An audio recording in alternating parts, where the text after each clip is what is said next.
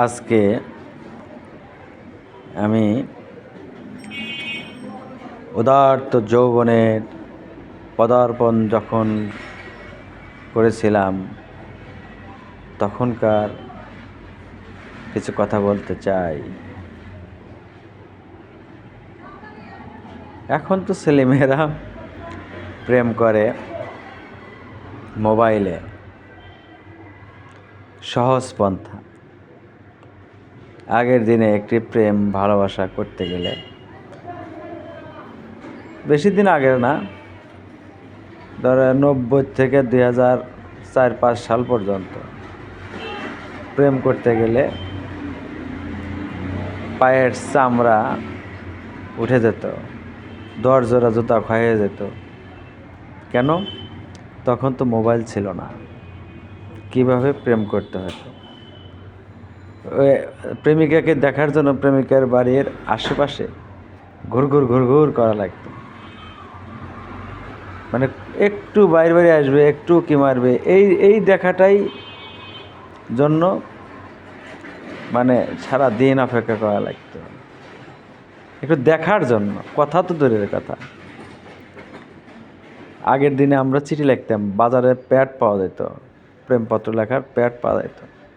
সেই প্রেম লিখতাম, সারা রাত লিখতাম, হেডিং লিখতাম।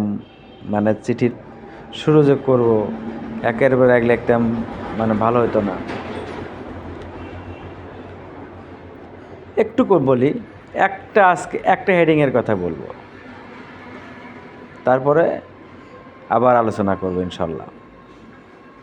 লিখতাম, জীবনের অষ্টমঞ্চে দাঁড়িয়ে যতটুকু ভয় পাইনি, তোমার কাছে পত্র লিখতে আমি ততটুকু ভয় পেয়েছি। তারপরে জানি না তুমি কি আশায় বিষয় বিস্তারিত। এই হলো চিঠি লেখা। ব্লেড দিয়ে রক্ত, হাতের নখ কেটে, হাত কেটে রক্ত দিয়ে ছাটার সলার আপনি চেয়েছে সুন্দর করে চিঠি লেখা হতো। কি দরদ ছিল প্রেম, কি মহব্বত ছিল প্রেম, কত কষ্ট করে প্রেম করা লাগতো। কাজে ওই প্রেমগুলা টিকতো, ওই প্রেমের ভিতরে আন্তরিকতা ছিল, ভালোবাসা ছিল, মহব্বত ছিল। কিন্তু এখন তো দেখা মাত্রই ফুল দেয়া খাটো গেড়ে প্রপোজ করে প্রেম হয়ে যায়। কিছুক্ষণ পরে আবার দেখা যায় আর একটা ভালো ছেলে বা আর একটা ভালো মেয়ে পাইছে। কিন্তু এগুলো তো প্রেম না, এগুলো আবেগ। কিন্তু আগে আমাদের ছিল